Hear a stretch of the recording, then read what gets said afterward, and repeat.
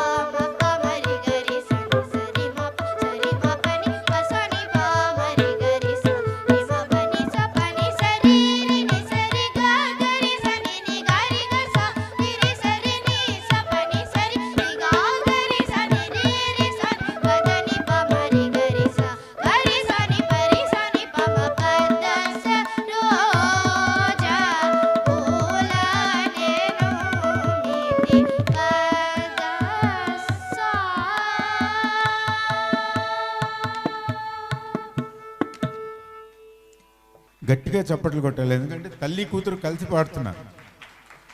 గొప్పతనం చూడండి. తల్లి కూతురుని క్లాస్లో వదిలిపెట్టేసి నేను మళ్ళీ పని చూసుకుని వస్తానమ్మా, కూరలు అవి తీసుకుని పికప్ చేసుకుంటారు. అట్లా కాదు, ఇద్దరు కలిసి నేర్చుకుంటున్నారు, ఇద్దరు కలిసి పాడుతున్నారు. సార్ మళ్ళీ గట్టిగా వీలుంటే మిగతా తల్లులు కూడా ఈ సిస్టమ్ని ఫాలో అవ్వచ్చు.